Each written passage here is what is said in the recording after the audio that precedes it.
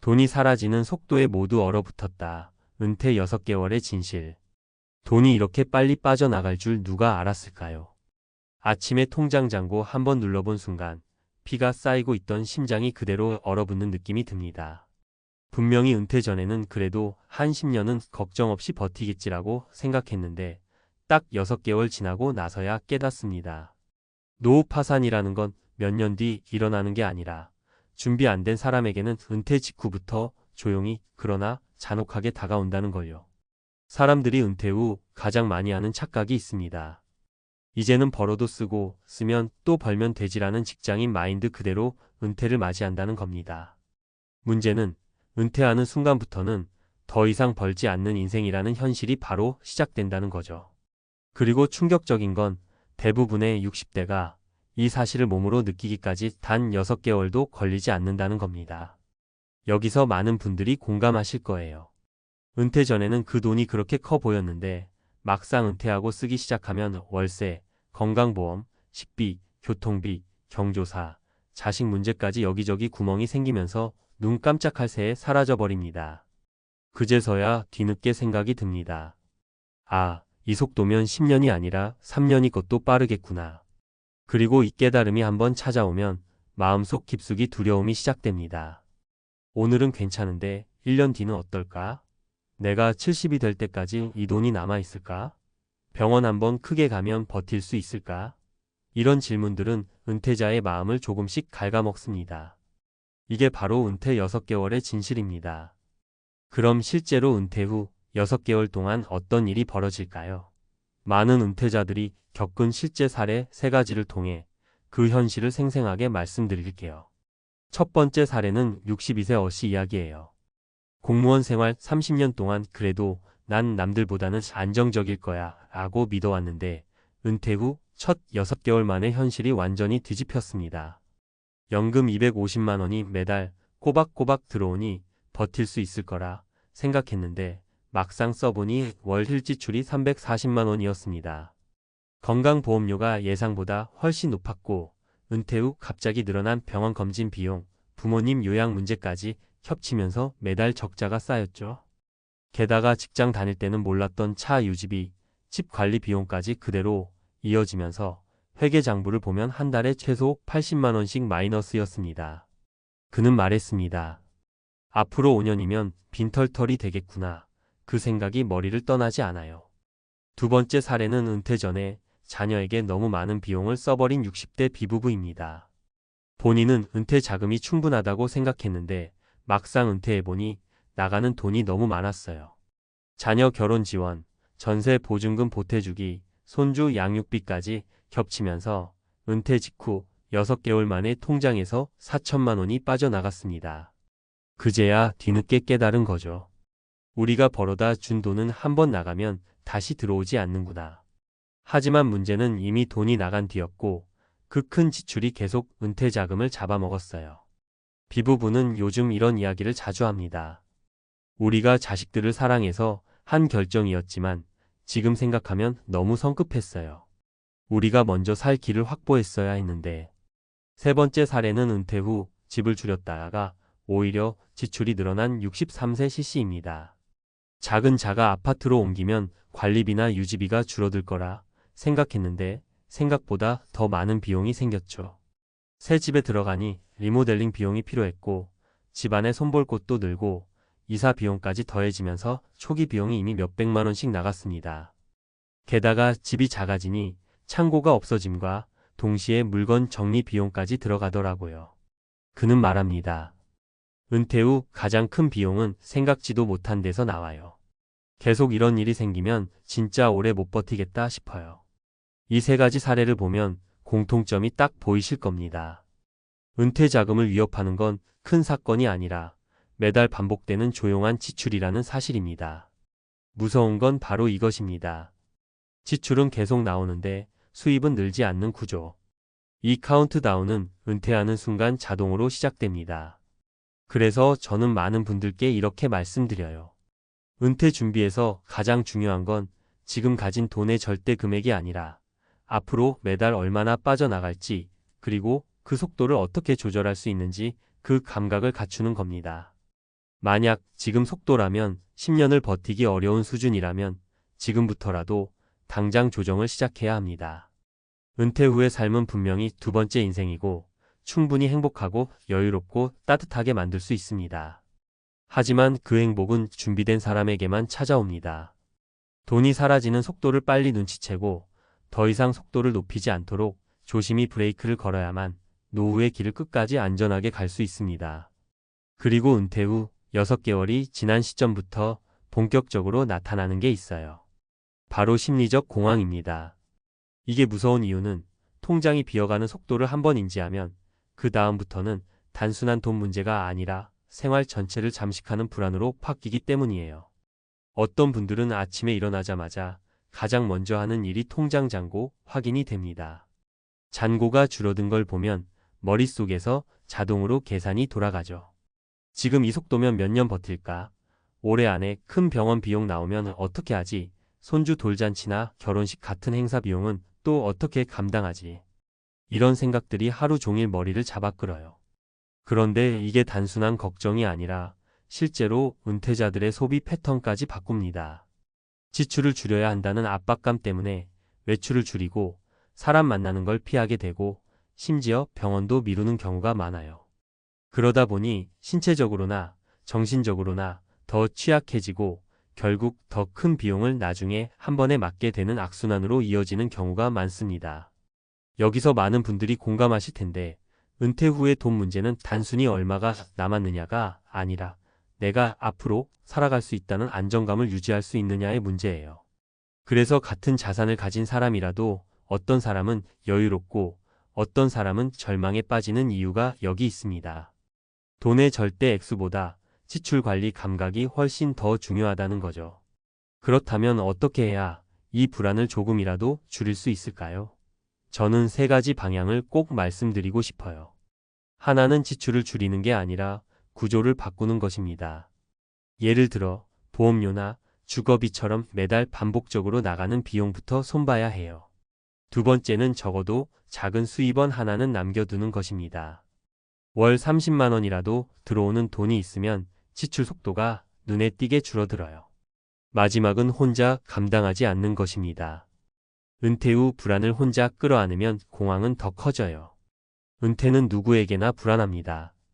하지만 불안을 인정하고 숫자를 정확히 보고 속도를 조절하려고 노력하는 사람만이 오래 버틸 수 있어요. 지금 돈이 빠져나가는 속도가 두렵게 느껴진다면 이미 잘 살고 있는 겁니다. 그 감각을 잃지 않는 것이 노후를 지키는 첫 번째 방패예요.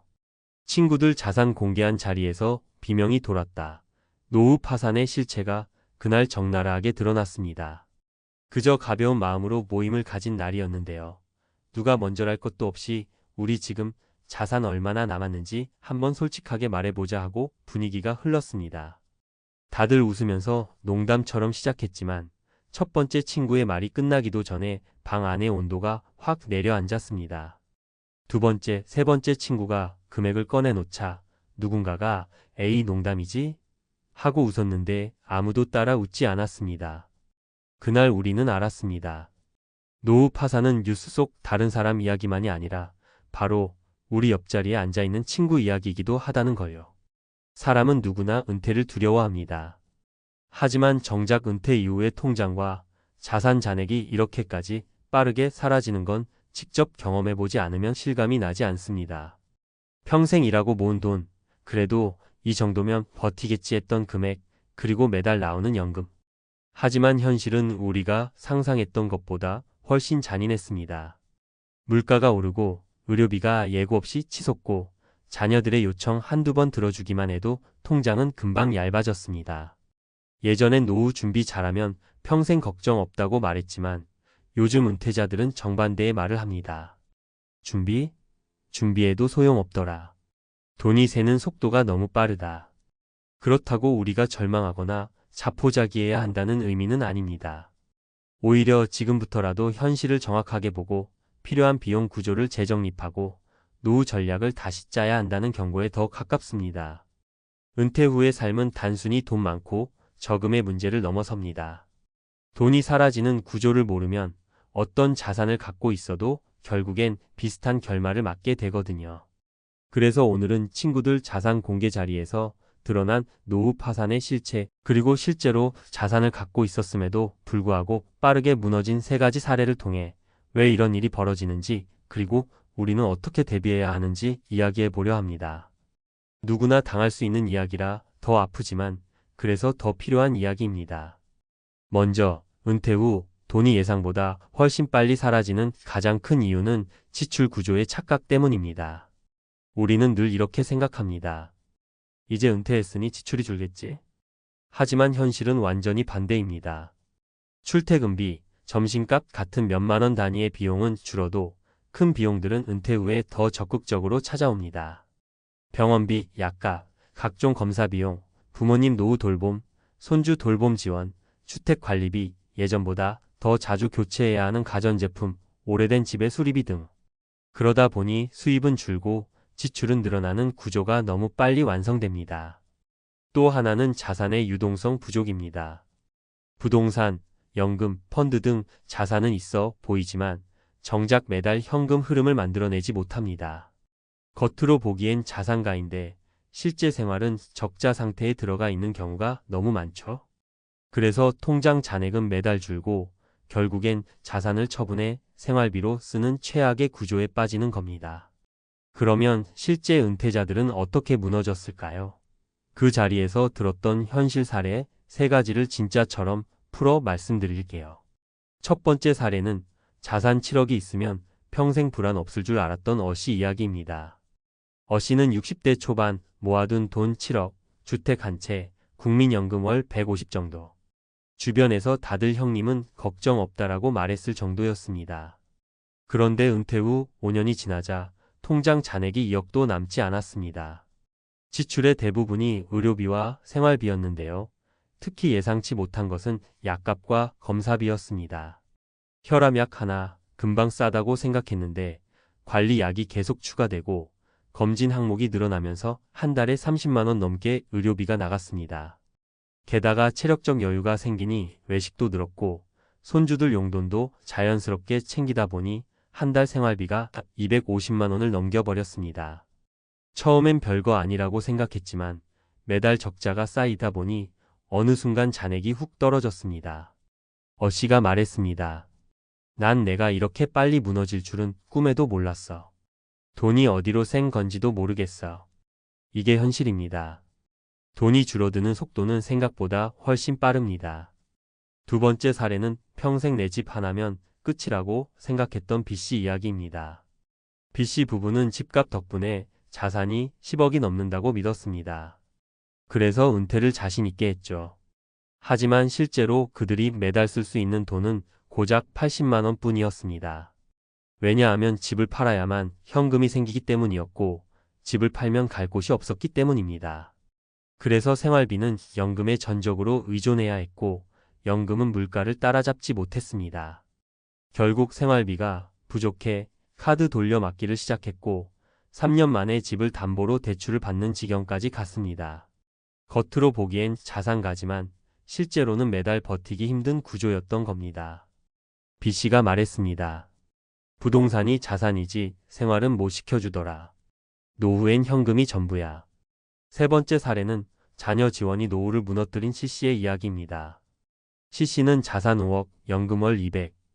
본인 기준에서는 부족하지 않다고 생각했습니다. 하지만 은퇴 후 2년이 지나자 통장 잔액이 절반 이상 사라졌습니다. 가장 큰 이유는 자녀 지원이었는데요. 처음에는 결혼 준비 2천만 원이었고 두 번째는 신혼집 보증금 3천만 원, 그리고 갑작스러운 손주 돌봄 비용까지. 그래도 부모니까 도와줘야지라고 생각한 선택들이었지만 그 비용이 본인 노후 전체를 뒤흔들었습니다. 자녀들도 처음엔 미안해했지만 시간이 지나면 도움받는 게 자연스러워지고 그 사이에 C씨의 노후는 회복하기 어려운 구조로 무너졌습니다. C씨는 이렇게 말했습니다. 내가 도와준다고 해서 아이들 인생이 바뀐 것도 아닌데 내 노후만 무너졌어. 이 세 가지 사례는 다 다르지만 결국 같은 결말에 도달합니다. 은퇴 후에는 돈이 생각보다 빨리 사라지고 그 속도를 대부분이 과소평가한다는 것. 그리고 자산의 크기보다 현금 흐름이 훨씬 중요해진다는 것. 마지막으로 자녀 지원 부동산 집착 지출 관리 착각이 은퇴자들의 가장 큰 파산 요인이라는 것. 우리는 흔히 자산 총액만 보며 안심합니다. 하지만 노후는 자산이 아니라 월 얼마를 안정적으로 확보할 수 있는가로 승부가 납니다. 연금, 임대 수입, 소규모 아르바이트 등 어떤 형태라도 매달 들어오는 돈이 있어야 버틸 수 있습니다. 지금 이 순간에도 많은 은퇴자들이 말합니다. 난 준비했다고 생각했는데 알고 보니 준비가 아니었더라. 바로 이 착각이 노후를 가장 먼저 무너뜨립니다. 그래서 우리는 지금부터라도 현금 흐름 중심의 노후 설계, 지출 구조 재점검, 자녀 지원 한도 설정을 다시 시작해야 합니다. 노후는 누구에게도 두 번 주어지지 않으니까요.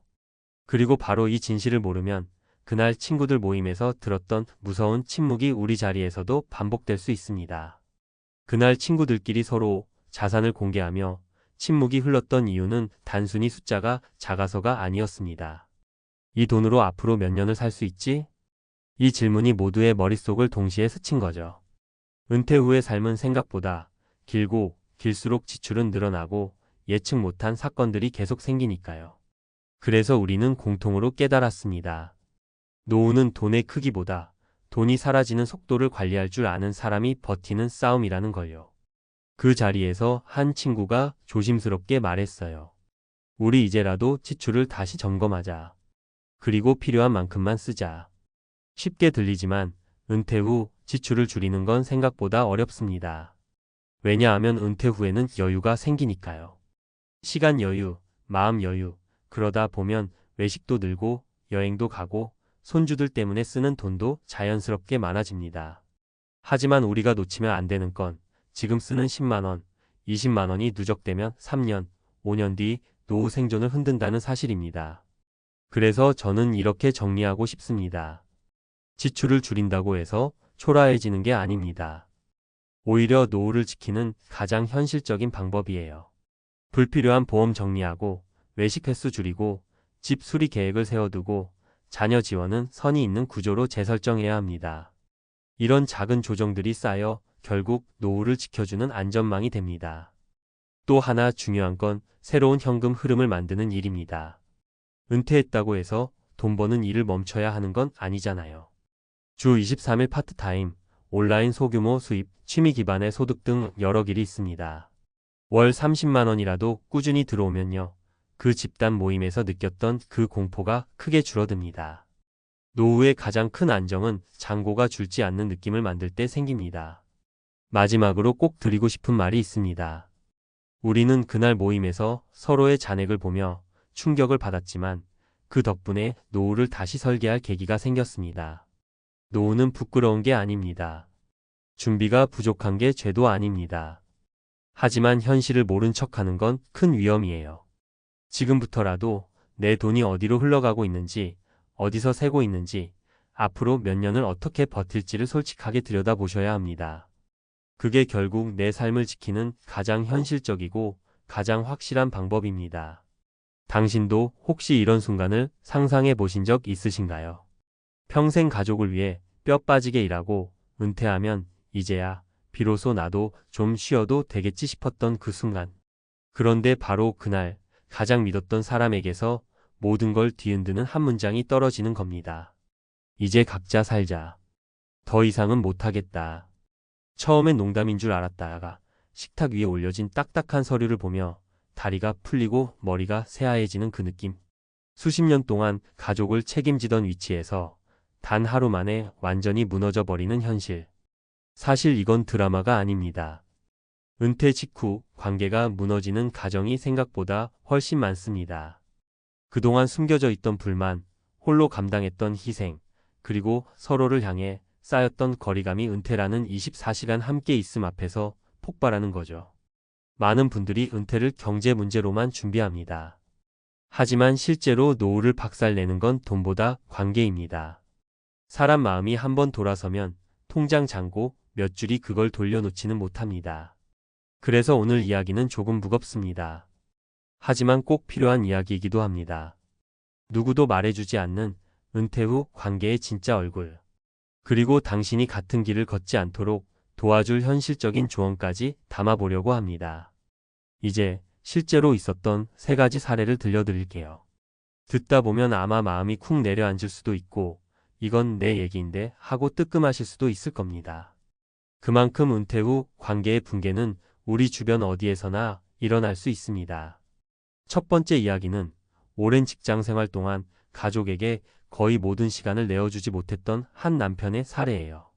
이분은 주말에도 전화만 오면 달려가야 하는 직무였고 30년 넘게 이런 생활을 이어오다 보니 집에서는 늘 아빠는 바쁜 사람으로만 존재했습니다.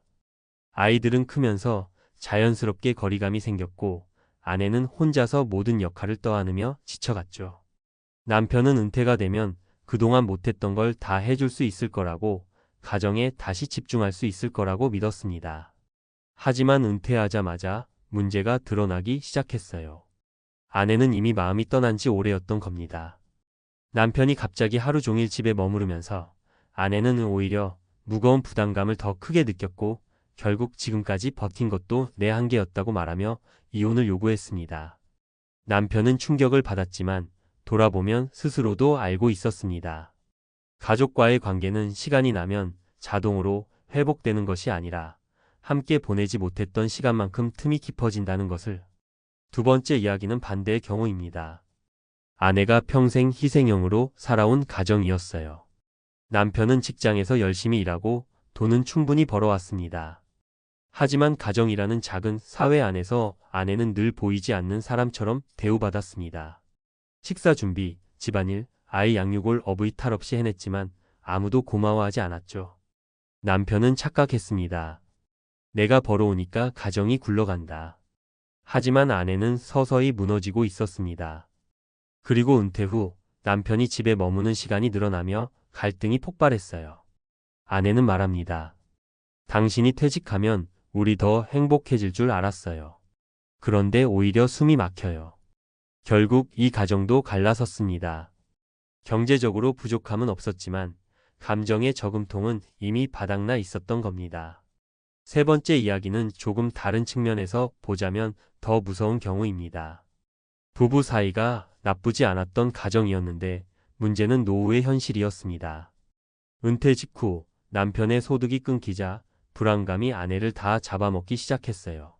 매달 들어오는 연금이 있지만 물가와 의료비 앞에서는 턱없이 부족하다는 사실이 드러났고요.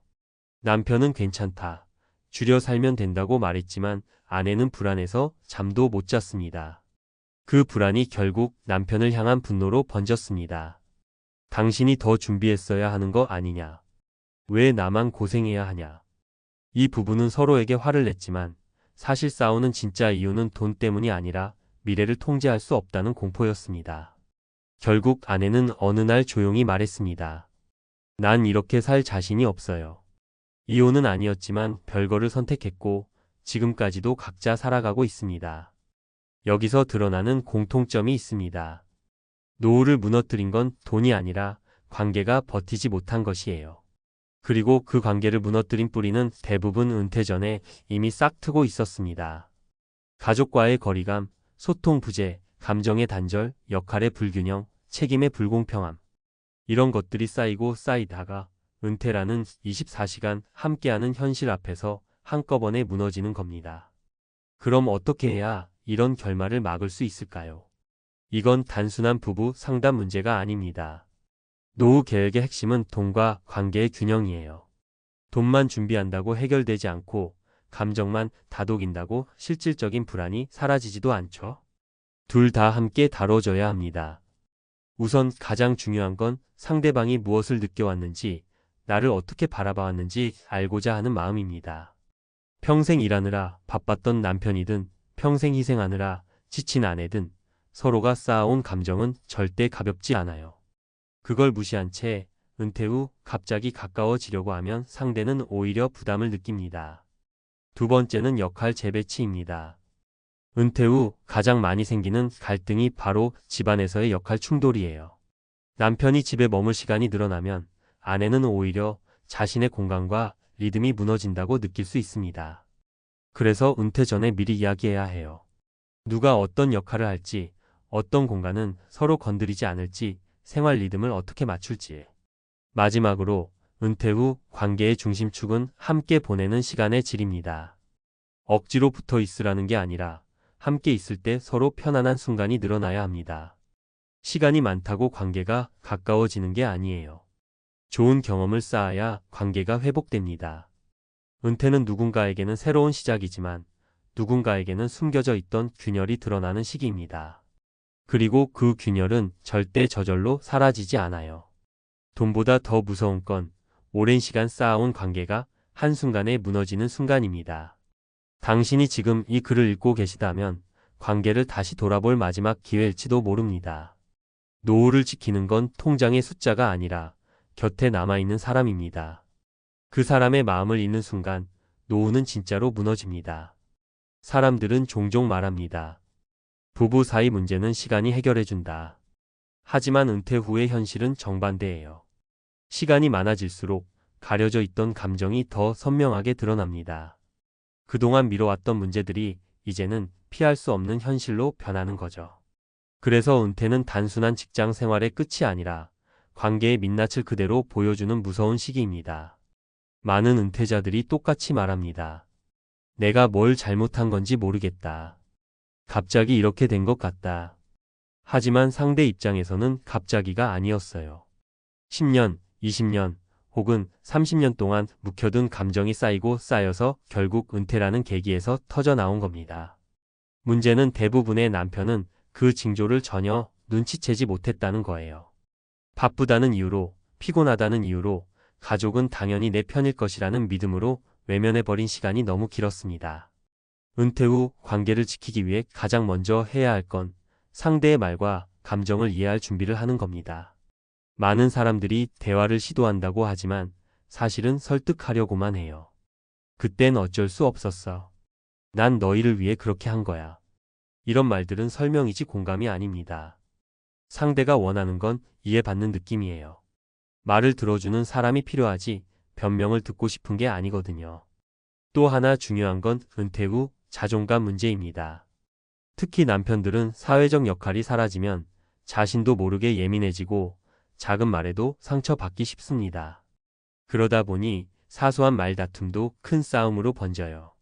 이 시기에 필요한 건 내가 예민해져 있다는 걸 스스로 인정하는 태도입니다.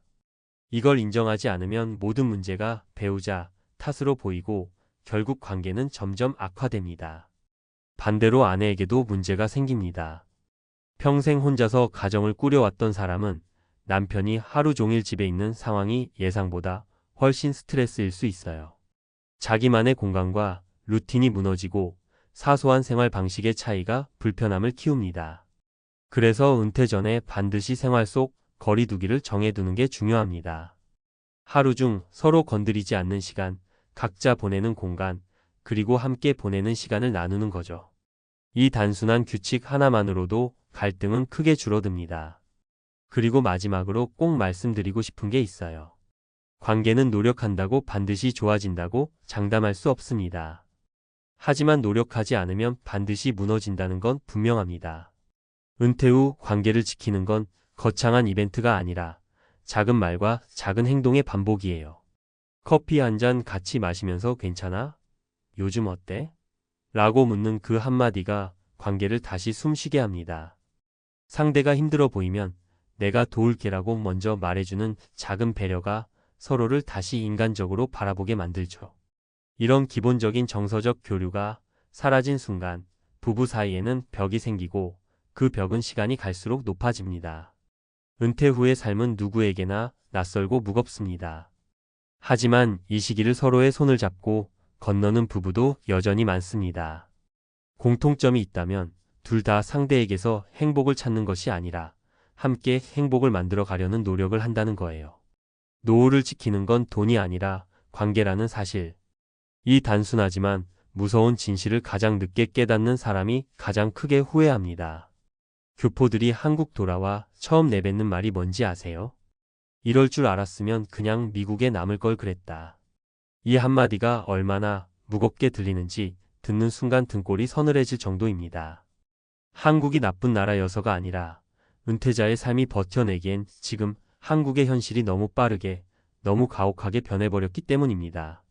다들 한국에 돌아가면 부모님도 계시고 말도 편하고 음식도 익숙하고 병원도 가깝고 노후는 한국이 낫지 않을까? 이런 기대를 안고 비행기표를 사죠. 하지만 현실은 그 기대를 뜯어먹고 하루하루가 버거운 싸움처럼 느껴질 만큼 은퇴자들의 삶을 옥죄기 시작합니다. 오늘 이야기는 교포들이 왜 한국살이를 쉽게 말하지 않는지, 왜 다시 미국으로 돌아가는 사람이 줄줄이 늘어나는지, 그리고 그 안에서 우리가 어떤 교훈을 얻어야 하는지 차분히 풀어드릴게요. 말투는 편하게 할게요. 듣기 부담 없게, 그러나 핵심은 절대 놓치지 않도록. 처음 한국에 돌아온 교포들 대부분은 이렇게 말해요. 그래도 내 나라니까 버틸만 하겠지. 근데 막상 살기 시작하면 한국은 내 나라라는 이유만으로 봐주는 게 하나도 없습니다. 물가는 미국 못지않게 올랐고 의료비는 싸지만 건강보험료라는 거대한 벽이 가로막혀 있고 집값과 전월세는 숨만 쉬어도 빠져나가고 경조사 문화는 은퇴자의 통장을 파고듭니다. 그리고 가장 치명적인 건 은퇴자에게 한국은 돈이 천천히 빠져나가는 곳이 아니라 돈이 급속도로 증발하는 곳이라는 겁니다. 미국은 생활비가 높아도 구조가 단순해요. 지출 흐름도 예측 가능합니다. 근데 한국은 예상 못한 지출이 너무 많습니다. 의료보험료 한번 잘못 계산되면 몇십만 원이 통장에서 빠져나가고 부동산 제도 하나 바뀌면 세금이 폭탄처럼 떨어지고 교통식비 관리비는 매달 알게 모르게 조금씩 올라 있습니다.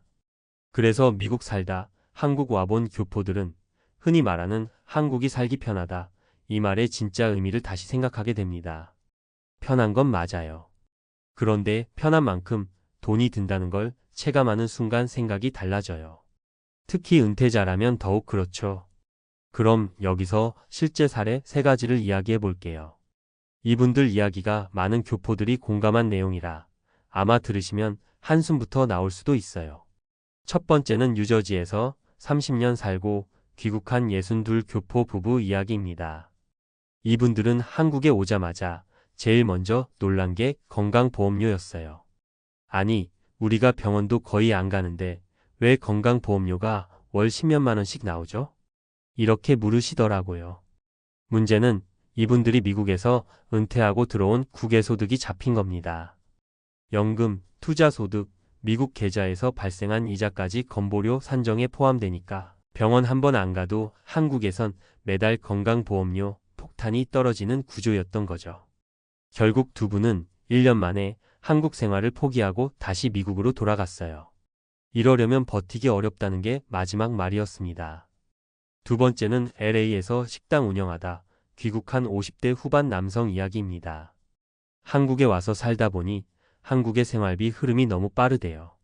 미국은 많이 쓰긴 해도 예상 가능한 지출이 대부분인데 한국은 매달 새는 구멍이 계속 생긴다고요. 아파트 관리비, 전기가스 비용, 경조사비, 갑작스러운 지출들.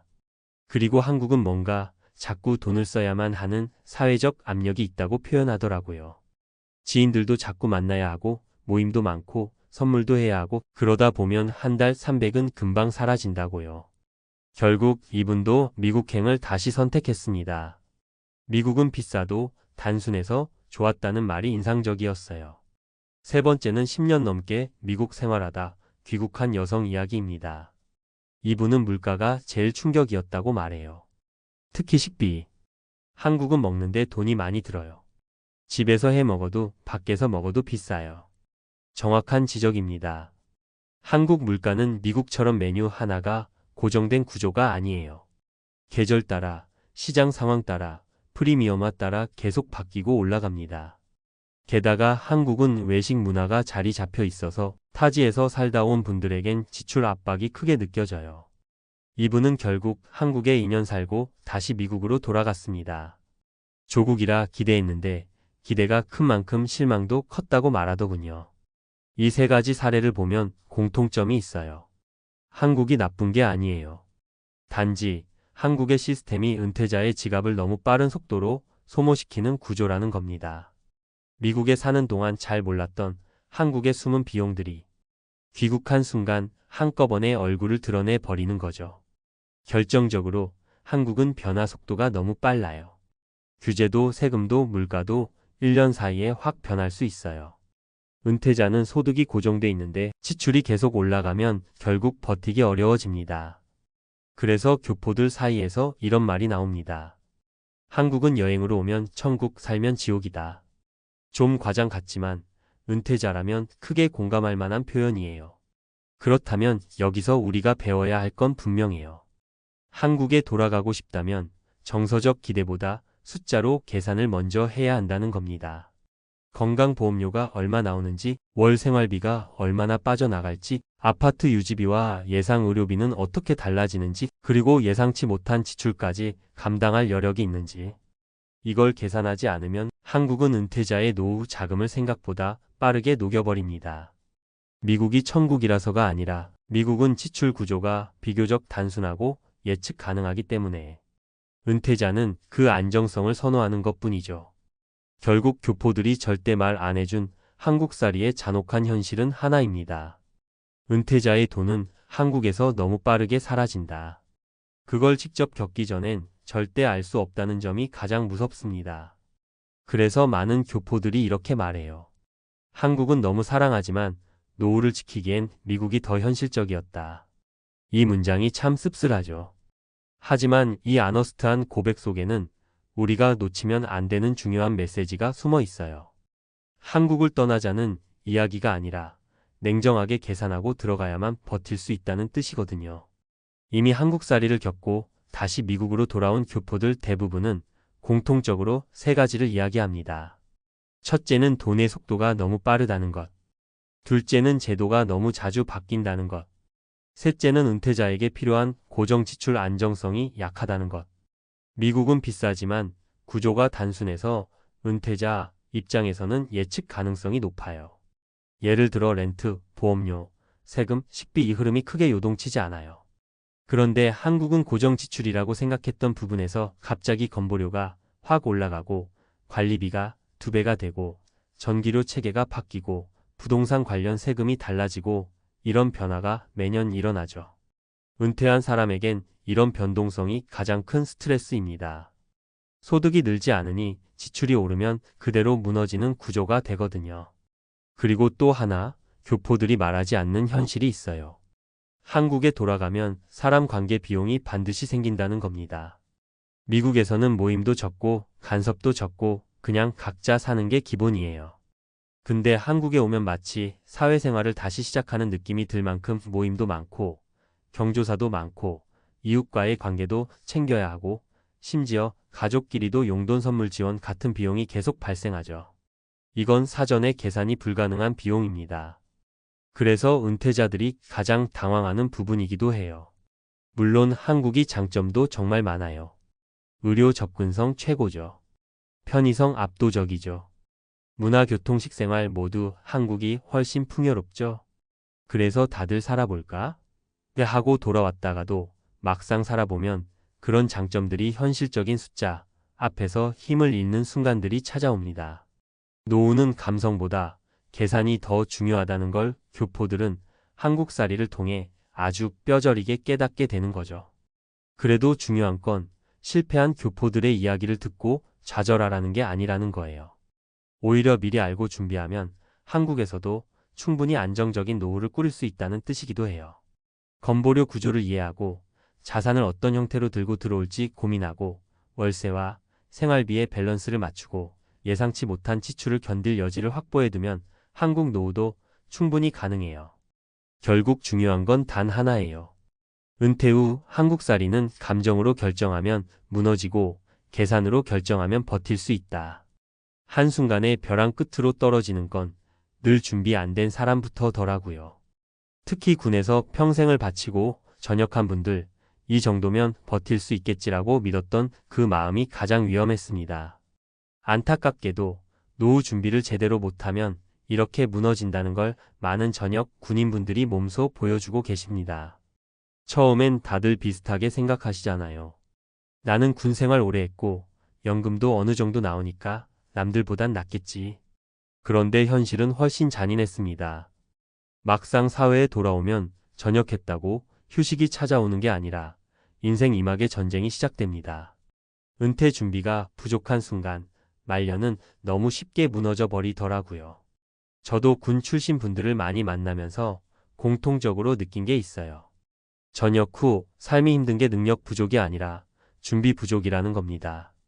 특히 군에서 오래 계셨던 분들은 조직 안에서 모든 게 정해진 규율 속에서 돌아가다 보니 사회에 나오자마자 선택지는 갑자기 너무 많아지고 불확실성은 더 커지니까 멘탈이 크게 흔들립니다. 이때 준비가 되어 있지 않으면 그 흔들림은 바로 생활비, 건강, 인간관계로 이어지면서 말년을 송두리째 흔들어 버립니다. 그러니까 오늘은 좀 무겁게 전역 군인의 은퇴 후 삶이 어떤 방식으로 무너지는지 그리고 그걸 어떻게 막을 수 있는지 사례 3가지와 함께 현실적으로 풀어드릴게요. 가장 먼저 떠오르는 건 58세에 전역한 한 중령님 이야기예요.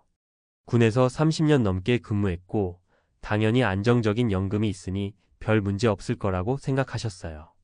그런데 가장 큰 함정은 생활비였습니다. 군대에서의 생활은 사실상 절제된 구조 속에 있어서 돈을 많이 쓸 일이 없잖아요.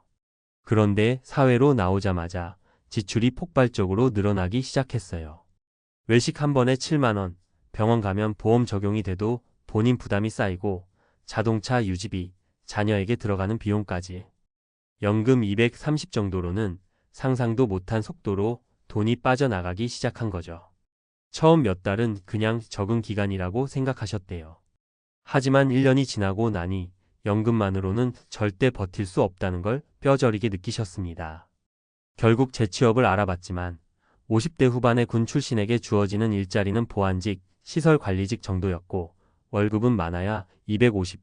당장 생활비가 350은 나가는데 연금 230에 월급 250을 더해도 겨우 맞춰지는 수준. 그마저도 체력 문제 때문에 오래 못 하셨어요. 결국 2년 만에 퇴사하고 나니 다시 연금 230만 남았고 그때부터 말년의 삶이 빠르게 무너졌습니다. 두 번째 사례는 심리적 붕괴였어요. 66세 예비역 부사관 분이었는데 군에서는 조직의 일원이었고 누가 시키면 실행하면 되는 삶이었잖아요. 사회에 나오자마자 가장 힘들었던 게 나를 필요로 하는 사람이 없다는 감정이었대요. 주변 사람들은 이제 편하게 쉬면 되지 왜 그래? 라고 말하지만 그분에게 은퇴는 휴식이 아니라 정체성 상실이었어요. 군이라는 공동체 안에서 40년을 살았는데 하루아침에 그 소속감이 사라지는 거죠. 그분이 하신 말이 아직도 기억나요. 내가 할 줄 아는 게 군대밖에 없더라. 사회는 내가 쓸모없다고 말하는 것 같았다. 이 심리적 균열이 생활에도 영향을 미쳤어요. 우울감이 깊어지니 사람을 피하게 되고 건강관리도 소홀해지고 병원 가는 걸 미루다 보니 지병이 악화되고 치료비가 급증하고 말년엔 생활비보다도 나 자신을 돌보지 못한 비용이 더 크게 돌아왔습니다. 세 번째 사례는 전역 군인분들이 가장 많이 빠지는 함정이에요. 바로 창업 실패. 하사 중사 부사관 출신 분들이 전역하면 많이 선택하는 게 치킨집, 배달 전문점, 자동차 정비, 카센터 창업 같은 업종이잖아요. 이게 왜 위험하냐면 군 생활에서 익숙했던 성과 기반의 명확한 구조가 사회에서는 전혀 통하지 않기 때문입니다. 군대에서는 노력하면 일정한 결과가 나오는데 자영업은 내가 12시간을 일해도 매출이 제로일 수 있잖아요. 55세 예비역 부사관이 음식점을 차렸다가 1년 반 만에 보증금 포함 1억 2천을 날리고 폐업한 사례가 있었어요. 그분이 제일 후회한 지점이 뭐였는지 아세요? 난 규율과 책임감만 있으면 뭐든 할 수 있다고 착각했다는 겁니다. 체력은 있는데 경영 경험이 없었고 손님 응대가 익숙하지 않았고 온라인 마케팅은 더더욱 어려웠어요. 그러다 보니 손님은 점점 줄고 인건비가 부담돼서 혼자 12시간씩 일했지만 매달 적자가 쌓였습니다. 은퇴 자금의 절반 이상을 창업에 쓰고 나니 이후의 삶은 완전히 달라졌죠. 노후 준비 실패하면 이렇게 된다는 말이 그냥 공포 조장이 아니라 실제 현실이었습니다. 그래서 전역 군인분들이 진짜 조심해야 하는 게 뭔지 아세요? 노후라는 게 돈만으로 안정되는 게 아니라는 겁니다. 연금이 있든 없든 준비가 안 돼 있으면 누구든 무너져요. 가장 중요한 건 이렇게 3가지였어요. 첫째, 생활비의 현실적 계산. 군에서 관리형 소비를 하다가 사회 소비로 넘어오는 순간 지출이 폭발적으로 늘어납니다. 그걸 과소평가하면 연금이 있어도 버티기 어렵습니다. 둘째, 역할 상실에 대한 준비. 군대는 직업이 아니라 정체성이었기 때문에 전역 후에는 반드시 새로운 역할과 소속감을 찾아야 합니다. 그렇지 않으면 심리적 붕괴가 말년을 위협합니다. 셋째, 무리한 창업 금지. 경영 경험 없는 상태에서 자영업에 뛰어드는 건 노후 자금을 불태우는 가장 빠른 방법입니다. 결국 전역 군인의 말년이 참혹해지는 건 상황이 나빠서가 아니라 대부분 준비를 안 해서였습니다. 은퇴라는 건 단순히 직장을 떠나는 게 아니라 인생이라는 긴 경기의 후반전을 새로 시작하는 거죠. 그래서 제일 무서운 건 돈이 아니라 방심이에요. 난 군대 오래 있었으니 괜찮겠지. 연금이 있으니까 버틸 수 있겠지. 이 생각이 말년을 무너뜨립니다. 그렇다고 너무 늦었다고 생각하실 필요도 없습니다. 지금부터라도 지출 구조를 재정비하고 새로운 역할을 찾고 몸을 관리하고 안전한 소득원을 다져두면 얼마든지 삶은 다시 안정됩니다. 군에서의 삶이 전쟁이었다면 은퇴 후의 삶은 생존입니다. 누가 더 강한지가 아니라 누가 더 준비됐느냐가 말년을 결정하더라고요. 그리고 전역 군인분들과 이야기하다 보면 공통적으로 이런 말을 많이 하세요. 나는 몸은 군인인데 마음은 은퇴자가 될 준비가 안 돼 있었다. 이 말이 참 깊게 꽂히더라고요. 결국 노후가 무너지는 순간은 돈이 바닥날 때가 아니라 마음이 바닥날 때부터 시작이거든요. 특히 전역을 앞둔 분들은 마지막 몇 년이 가장 위험합니다. 갑자기 주변에서 이런 이야기만 들리거든요. 전역하면 연금 나올 테니 여유롭겠다. 너는 평생 안정적이라 좋겠다. 이제 편하게 살아라. 근데 이 말들이 오히려 사람을 무너뜨립니다. 편해질 거라는 기대가 높아지면 현실의 충격은 훨씬 더 크게 다가오거든요. 정작 전역 후 현실은 전혀 다릅니다. 군에서 벗어난 순간부터 내가 어떻게 살아야 하지? 라는 질문이 하루도 빠지지 않고 찾아옵니다. 이때 방향을 못 잡으면 사람이 흐트러지고 삶의 균형이 무너지고 말년은 순식간에 어두워지죠. 그래서 저는 전역 군인분들께 꼭 이렇게 말씀드려요. 전역은 끝이 아니라 엄청난 시작입니다. 그리고 준비 안 된 시작은 늘 참혹한 결말을 가져옵니다. 앞서 말한 세 분의 사례를 다시 보면요. 그 누구도 게으르지 않았고 그 누구도 무책임하지 않았습니다. 오히려 성실하고 책임감 강하고 규율에 익숙한 분들이었죠. 그러니까 더 무너지는 겁니다. 사회는 군에서의 성실함을 인정해주지 않거든요. 군대 규율은 사회에서 적용되지 않거든요. 그 괴리 때문에 허망함이 시작됩니다. 이런 상황을 벗어나는 방법은 의외로 단순하더라고요. 하나는 노후를 군대처럼 준비하지 않는 것.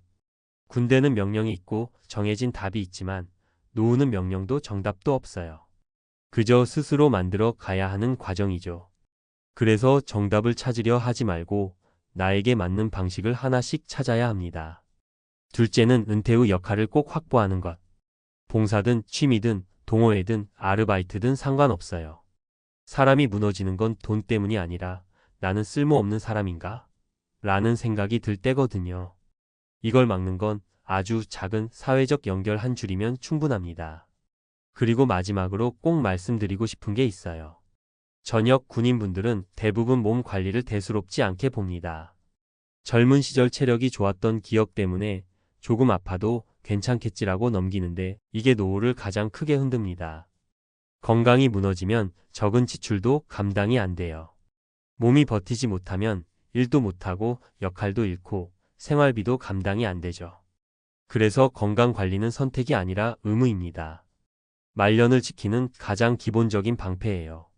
전역 군인의 말년이 참혹해지는 이유는 절대 한 가지가 아닙니다. 생활비, 정체성, 건강, 인간관계 전부 얽혀서 같이 무너집니다. 그래서 준비해야 하는 것도 한 가지가 아니고요. 하지만 반대로 생각해 보면요. 이 여러 가지를 한꺼번에 잘할 필요도 없습니다. 단 하나라도 제대로 잡기 시작하면 말년은 다시 안정됩니다. 돈이든 건강이든 새로운 역할이든 어떤 한 축만 다시 자리 잡아도 삶은 다시 돌아옵니다. 전역했다고 인생이 끝나는 게 아니에요. 그때부터 비로소 내가 누구인지를 처음으로 찾는 시간이 시작되는 거예요. 이걸 아는 순간 말년은 참혹해질 필요가 없어요. 오히려 지금까지보다 훨씬 더 단단하고 훨씬 더 자신다운 인생이 열립니다. 든든할 줄 알았던 연금이 오히려 독이 됐다. 이 한 문장이 왜 이렇게 무섭게 들리냐면요. 사람들은 늘 말하잖아요. 공무원은 연금이 있으니까 걱정 없다고요. 그런데 막상 은퇴하고 연금 생활을 시작한 분들 얘기를 들어보면 그 든든함이 어느 순간부터는 오히려 발목을 잡고 선택지를 좁히고 부담을 크게 만드는 덫처럼 변해버릴 때가 있다는 겁니다. 겉으로는 평온해 보이는데 속에서는 이게 진짜 맞나?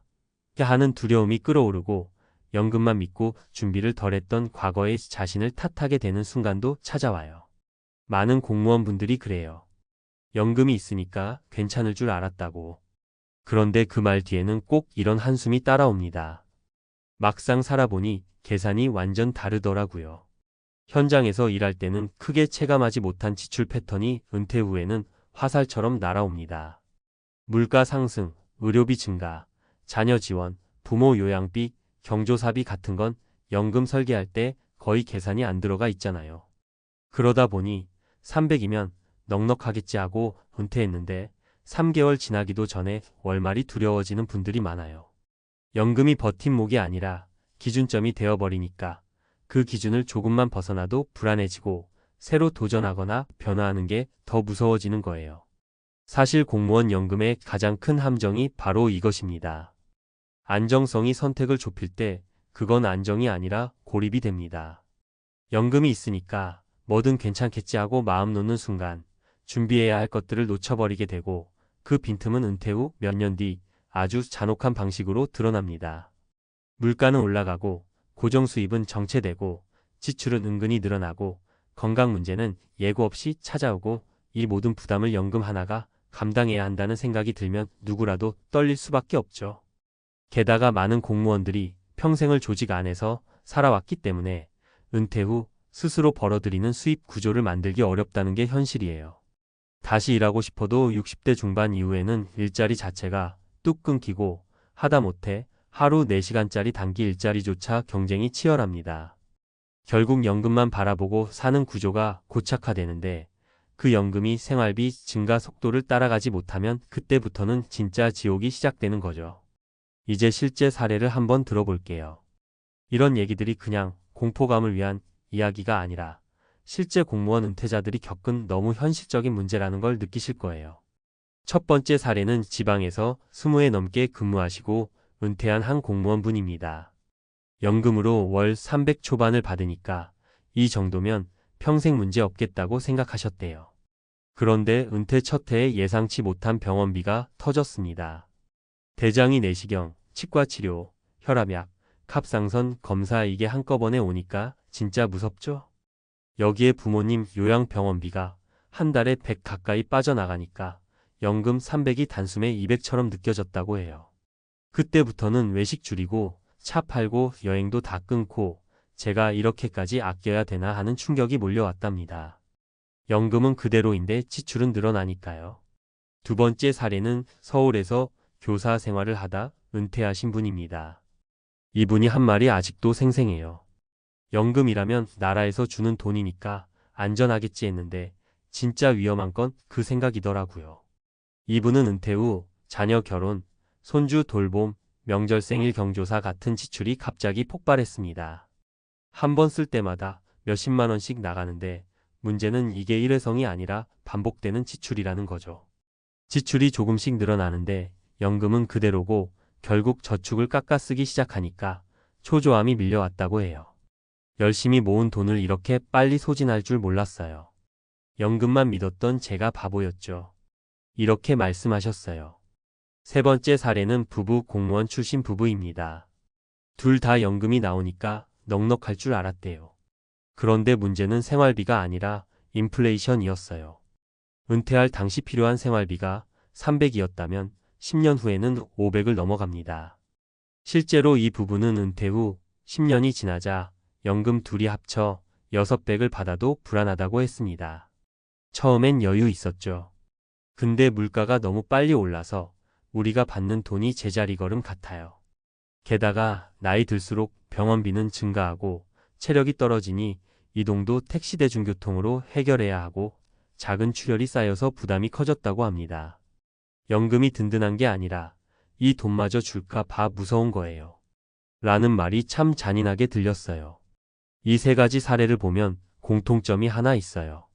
연금은 안정적이지만 세상은 안정적이지 않다는 겁니다. 고정된 수입 안에 모든 변수를 끼워 맞추려는 순간 삶이 갑자기 팍팍해지고 선택이 사라져버려요. 그래서 많은 은퇴 공무원들이 말해요. 연금이 있어서 다행인데 연금만 바라보면 위험합니다. 라고. 사실 은퇴 후의 삶에서 가장 중요한 건 고정연금이 얼마냐가 아니라 내가 통제 가능한 삶의 구조를 만들었느냐예요. 생활비를 단순히 줄이는 게 아니라 지출 패턴을 내가 원하는 대로 바꿀 수 있는가, 작은 수입이라도 능동적으로 만들어낼 수 있는가, 건강 관리를 꾸준히 할 수 있는 루틴이 있는가, 이런 것들이 연금보다 훨씬 더 큰 힘을 발휘합니다. 연금은 기본이지만 기본만으로는 사라지지 않는 게 은퇴 후 현실이거든요. 그래서 결론은 딱 하나예요. 연금은 든든한 기본 장치이지 완성된 노후가 아닙니다. 기본만 믿고 준비를 멈추면 어느 순간 그 기본이 오히려 위험의 시작이 돼요. 사람들은 늘 이렇게 얘기합니다. 연금이 있어서 다행이지만 연금만 믿었던 내 과거는 참 무서운 선택이었어요. 그러니까 결국 은퇴 후의 삶은요, 얼마를 받느냐보다 어떻게 살 것이냐가 훨씬 더 중요해집니다. 그런데 많은 공무원분들이 이 부분을 간과하고 은퇴하시는 경우가 너무 많아요. 연금이 있으니까 적당히 줄여 살면 되겠지, 병원비는 그때 가서 해결하면 되겠지, 아이들 문제는 시간이 지나면 정리되겠지, 이런 막연한 기대 말이죠. 그런데 현실은 그 반대예요. 나이가 들수록 변수가 더 많아지고 해결해야 할 문제들은 오히려 더 크게 다가와요. 그때 준비가 안 돼 있으면 연금이 아무리 있어도 불안은 사라지지 않습니다. 공무원 은퇴자들에게 특히 중요한 건 대체 수입원이라기보다 생활 패턴의 재설계예요. 젊을 때는 택시 타고 외식하고 여행도 자주 다닐 수 있지만 은퇴 후에는 모든 지출이 곧바로 체감됩니다. 그러다 보면 뭘 해도 돈이 빠져나가는 느낌이 들고 이게 쌓이면 나는 왜 이렇게 힘들게 살아야 하지? 라는 마음이 올라와요. 그런데 문제는 이런 감정이 한 번 자리 잡으면 생활 자체가 더 위축되고 점점 더 활동 반경이 좁아진다는 거예요. 결국 건강도 인간관계도 심리 상태도 함께 흔들리게 됩니다. 그래서 많은 전문가들이 말하죠. 연금액보다 중요한 건 일상 루틴이다. 하루를 어떻게 보내는지, 어디에 돈을 쓰는지, 어디서 만족을 얻는지, 무엇에 불안을 느끼는지. 이걸 스스로 조절할 수 있어야 노후가 무너지지 않아요. 어떤 분들은 은퇴 후에도 하루 1시간씩 아르바이트를 하거나 소규모 재능 활동을 해서 소득을 만들기도 해요. 돈 때문이라기보다 내가 여전히 나를 관리하고 있다는 안정감 때문이죠. 은퇴 후에 가장 무서운 건 돈 부족이 아니라 내 삶이 내 손에서 빠져나가는 느낌이거든요. 그리고 또 하나, 공무원분들이 놓치기 쉬운 게 관계의 재구성이에요. 조직 속에서는 늘 누군가와 연결돼 있었지만 은퇴하는 순간 관계망이 사라져요. 이때 인간관계에서 오는 스트레스가 지출보다 더 큰 충격을 줍니다. 소속감이 사라지면 사람은 돈이 아무리 있어도 불안을 느낍니다.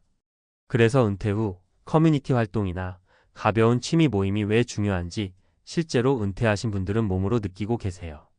마지막으로 연금이 독이 되지 않으려면 딱 한 가지만 기억하시면 됩니다. 연금은 버팀목이지 해결책은 아니라는 것. 해결책은 결국 본인이 만드는 삶의 구조에 있어요. 지출을 조절하고 건강 루틴을 만들고 생활 반경을 적당히 유지하고 작은 수입이라도 가능성을 열어두고 인간관계를 관리하고 이 모든 게 합쳐졌을 때에야 연금이 제 역할을 합니다. 연금이 든든한 게 아니라 내가 든든해야 연금이 살아난다는 말이죠. 많은 은퇴 공무원분들이 뒤늦게 이런 얘기를 하세요.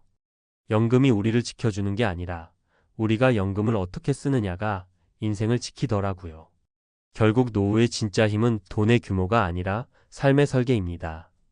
이걸 알면 연금이 독이 되는 일은 절대 생기지 않아요. 교사 연금 신화가 무너졌다는 증거, 은퇴 후 1년 버티지 못하는 이유를 이야기하려면 솔직히 여기서부터 조금 섬뜩한 말로 시작할 수밖에 없습니다. 많은 분들이 이렇게 말하니까요. 교사 연금이면 평생 걱정 없을 줄 알았는데 은퇴하고 딱 1년 만에 공포가 시작됐습니다. 이게 그냥 과장된 말이 아니고요. 실제로 은퇴한 교사들 사이에서 너무 자주 들리는 탄식이에요. 평생 안정직이라 불렸고 연금 부자라는 소리까지 들었는데 정작 은퇴하고 나니까 표정이 어두워지는 이유, 그걸 파고들면 누구라도 움찔할 만한 진짜 현실이 드러납니다. 사실 교사로 20년, 30년 일하면서 다들 이렇게 생각하잖아요. 나는 퇴직하면 연금이 매달 나오니까 큰 문제 없겠지. 민간 직장보다 낫다는데 뭐 걱정이야.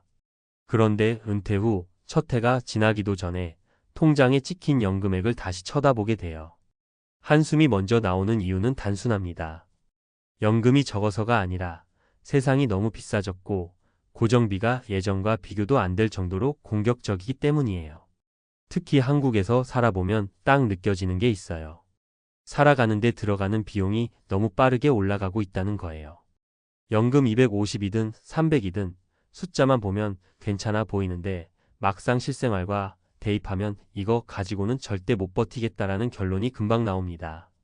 교사 출신 분들이 은퇴 후 1년을 가장 힘들어하는 이유가 바로 이 간극이에요. 생각했던 삶과 실제 삶 사이의 차이, 그게 주는 충격이 너무 크다는 거죠. 여기서 가장 무서운 건요. 교사 연금이 줄어서가 아니라 생활비가 교사 연금을 추월해버린 시대가 왔다는 사실이에요. 예전엔 연금 250만 원이면 그래도 살림살이가 굴러갔어요. 지금은 관리비, 보험료, 식비, 의료비, 경조사비, 자동차 유지비 매달 빠져나가는 고정비가 300만 원을 훌쩍 넘는 경우가 너무 흔합니다. 그러니까 연금 300을 받아도 마이너스가 나는 구조예요. 여기서 하나 더 무서운 게 있어요. 은퇴하면 시간이 많아지잖아요. 시간이 많아지면 돈이 더 나갑니다. 예를 들어 예전엔 하루 종일 일하니까 돈 쓸 일이 없었는데 은퇴하고 나면 커피 한 잔, 점심 한 번, 산책 나가다 들른 시장 작은 지출이 쌓여서 큰 구멍이 생겨요. 많은 분들이 이걸 연말에야 깨닫습니다. 아니, 난 분명 절약한다고 했는데 왜 통장은 점점 얇아지지? 이쯤 되면 교사 연금 신화가 왜 무너졌는지 자연스럽게 보여요. 연금이 문제가 아니라 시대가 너무 빨리 변했고 그 변화 속도가 연금 체계가 따라잡지 못한 거예요. 게다가 교사라는 직업 특성상 평생 고정적인 월급을 받는 구조에 익숙해져 있다 보니 지출 관리, 위험 관리, 투자 관리에 대한 경험이 상대적으로 부족해요. 그러다 보니 은퇴 후 돌발 상황이 오면 대응하기가 어렵고 이것도 연금을 갉아먹는 데 큰 역할을 합니다. 이제 실제 사례를 3가지 들어서 더 현실감 있게 이야기해 볼게요. 첫 번째 사례는 경기도에서 은퇴한 62세 중학교 교사분이에요. 연금으로 매달 280만 원쯤 받는데 그분이 딱 이렇게 말했어요. 280이면 괜찮겠지 싶었어요. 근데 생각보다 너무 빨리 줄어들어요. 관리비만 25만 원 넘죠. 건강보험료 15만 원 나가죠. 차 유지비 30만 원, 식비는 저는 둘이 사는데도 70은 나가요. 손주들 용돈도 줘야 하고 경조사비도 꾸준히 있고 결국 한 달에 330 정도는 필요하더라고요. 그러니까 연금 280이면 부족하다는 현실을 은퇴 첫 해에 바로 느꼈고 결국 경비 아르바이트를 시작했습니다. 평생 안정직이었는데 은퇴 후에 다시 일자리 알아보는 내 모습이 참 낯설었어요. 이 말이 정말 무겁게 들리더라고요. 두 번째 사례는 부산에서 교직 생활을 마친 58세 여성 교사분이에요. 이분은 연금액이 약 260만 원 수준이었는데 문제는 의료비였어요. 은퇴 후 건강이 조금 안 좋아지면서 병원비가 갑자기 늘어난 거예요. 젊을 때는 몰랐는데 60 가까워지니까 병원 갈 일이 너무 많아요. 검사 하나 받으면 몇십이고 약값도 계속 나가고. 이분은 1년 동안 의료비로만 450만 원 가까이 썼습니다. 그러다 보니 연금만으로는 도저히 감당이 안 돼서 결국 집 근처 독서실 총무를 시작했어요. 몸이 아파서 은퇴했는데 또 일하러 나가야 한다는 게 참 서글펐어요.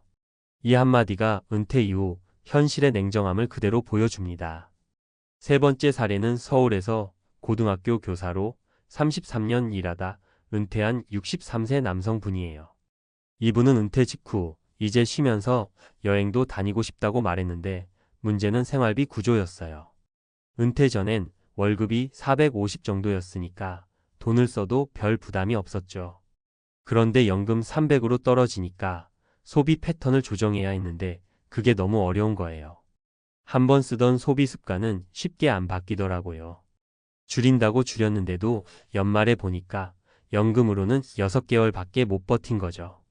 결국 이분은 은퇴 1년 만에 다시 기간제 교사 자리를 알아보고 복직했습니다. 연금 생활은 생각보다 훨씬 강한 자기 절제가 필요해요. 안 그러면 속수무책이에요. 이 현실적인 고백이 많은 분들에게 깊은 울림을 줬습니다. 이 사례들을 보면 결국 결론은 하나예요. 교사 연금 자체가 나쁜 게 아니라 시대가 바뀌었고 그 변화에 적응하지 못하면 누구라도 버티기 어렵다는 거예요. 은퇴 후 1년이 특히 힘든 이유는 그 1년이 환상과 현실이 처음 충돌하는 시기이기 때문이에요. 그리고 그 충돌이 너무 아프게 다가옵니다.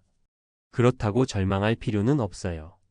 교사연금이든 국민연금이든 연금은 노후의 기본 뼈대일 뿐 나머지 근육은 우리가 만들어야 하거든요.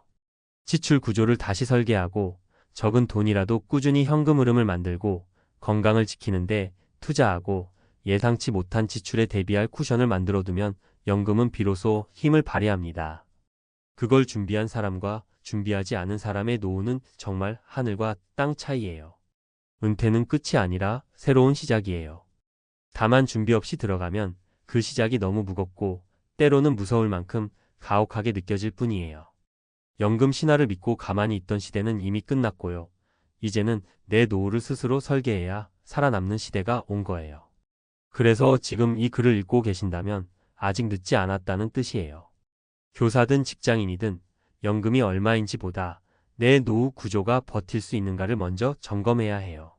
그게 은퇴 후 1년을 버티고 그 이후를 훨씬 더 단단하게 살아가는 첫걸음입니다. 은퇴 후 1년이 왜 이렇게 사람을 흔드는지 조금 더 깊게 들어가 보면요. 결국 내가 생각했던 노후의 모습과 실제 현실의 간극이 너무 크다는 데서 오는 충격이에요. 교사분들이 특히 더 크게 느끼는 이유는 평생 안정적인 급여와 확실한 시스템 속에서 살다 보니 변화의 충격이 배로 와요. 그동안은 학교라는 울타리 안에서 월급 날짜가 자동으로 오고 경조사비든 회비든 일정하게 지출이 정해졌고 갑작스러운 소비 변화가 거의 없었잖아요. 근데 은퇴하는 순간 이 울타리가 사라져요.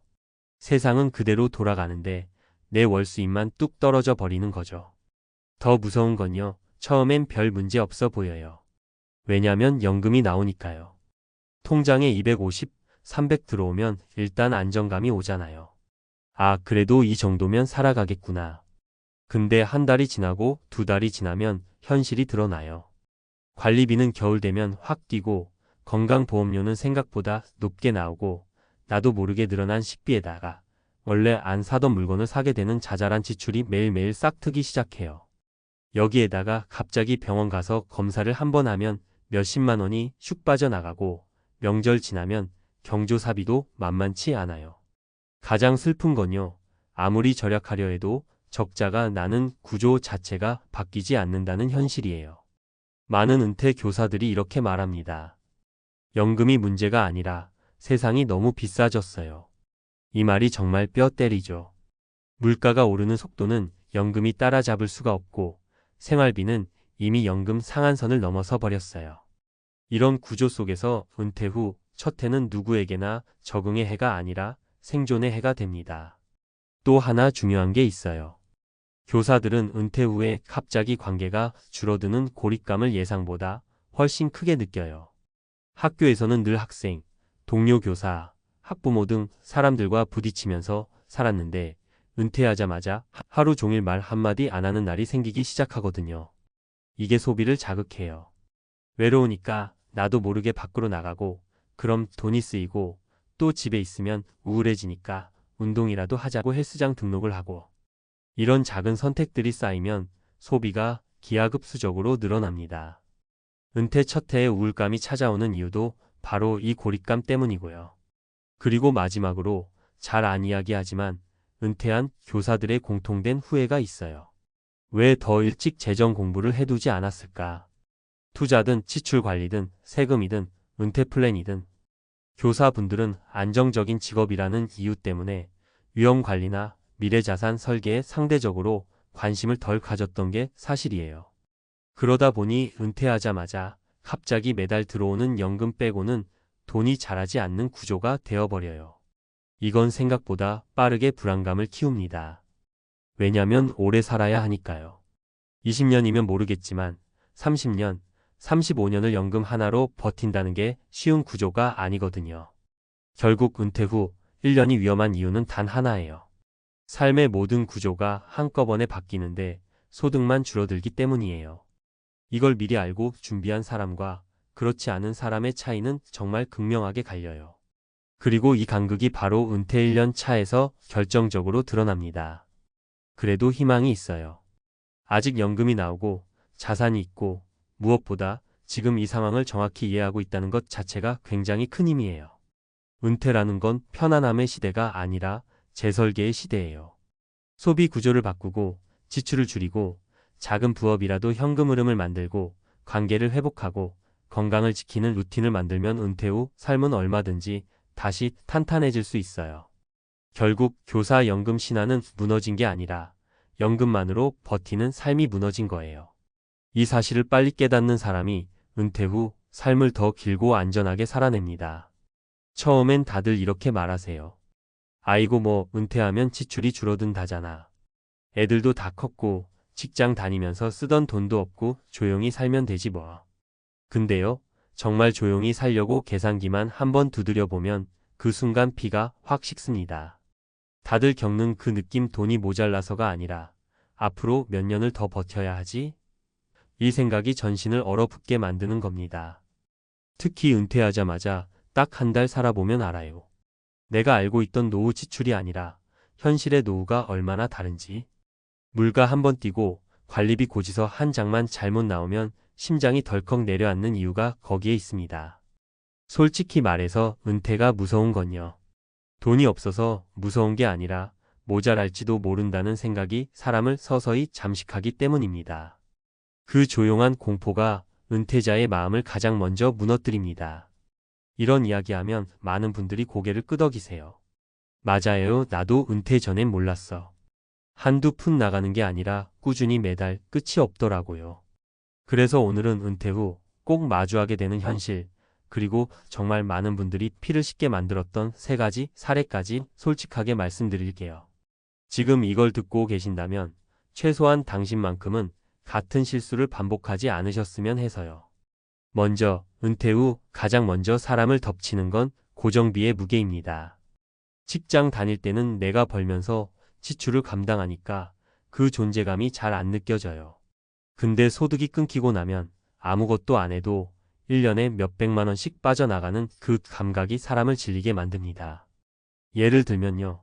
전기세 관리비, 통신비, 보험료 이런 것들은 내가 아끼고 싶다고 해서 갑자기 줄어드는 게 아니잖아요.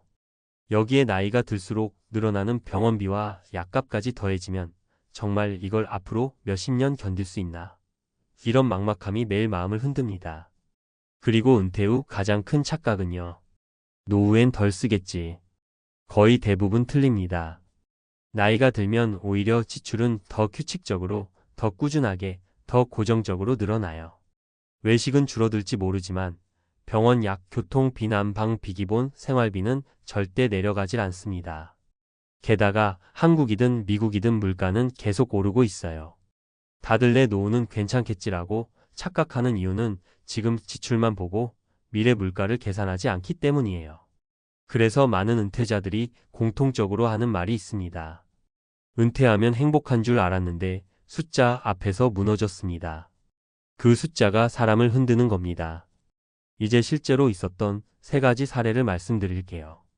이게 허구가 아니라 정말 많은 분들이 부딪히고 눈물 삼켰던 경험입니다. 첫 번째 사례는요. 30년 넘게 회사에 다니셨던 한 남성분 이야기입니다. 퇴직금 3억을 받고 국민연금이랑 퇴직연금으로 월 200은 나오니까 괜찮겠지 싶으셨대요. 근데 계산기 두드렸더니 생활비가 최소 260은 드는 겁니다. 특히 본인도 모르는 사이에 늘어난 고정 지출이 문제였어요.